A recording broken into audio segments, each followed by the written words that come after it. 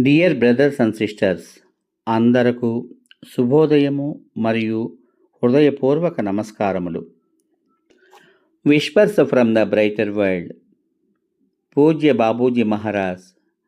మంగళవారము మే 25, 1999 సంవత్సరము ఉదయం 8 గంటలు.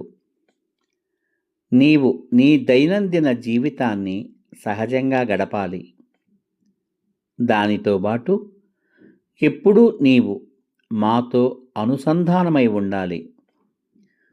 ఈ విషయం నీకు ముందే తెలిసినప్పటికీ దాని గురించి తగినంత అవగాహన నీకు లేదు.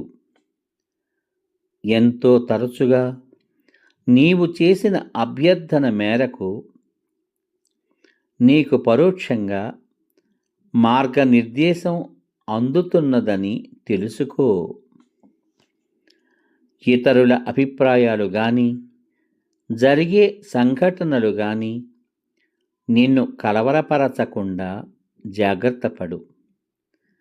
అవి పరిగణించతగ్గవి కావు.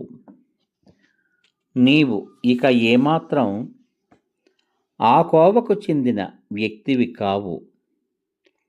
మన సంపర్కాల లాగానే అన్ని సందర్భాలలో ఒక్క క్షణంలో నిన్ను నీవు అంతర్ముఖం చేసుకుని మేము చెప్పే వాటిని అందుకోవడానికి సిద్ధంగా ఉండాలి.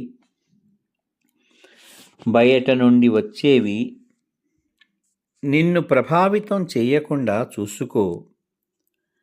సాధ్యమైనంత చక్కగా భౌతిక జీవితానికి సంబంధించిన అంశాలను నిర్వహించుకో. మాకు సంబంధించని నీ జీవితంలోని ఏ అంశానికైనా సరే దానికి మరింత దూరంగా ఉండు. అప్పుడు నీవు అనుభవించవలసిన వాటి భారం తగ్గినట్లుగా కనుగొంటావు. మాధ్యమం. బాబూజీ, అన్ని పనులు చేయగలిగి నేను పూర్తిగా నమ్మదగిన ఒక వ్యక్తి నాకు అవసరం. ప్రస్తుతానికి ఇప్పుడున్న ఏర్పాటు సంతృప్తికరంగానే ఉంది. ఇంకా ఎక్కువ పని చేయవలసిన అవసరమైనప్పుడు దానికి అనుగుణంగా మేము ఏర్పాటు చేస్తాం.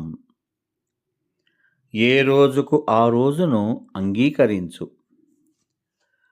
నీకు పరిమితులు ఉన్నప్పటికీ సేవ చేయగలుగుతున్నందులకు కృతజ్ఞురాలవై ఉండు.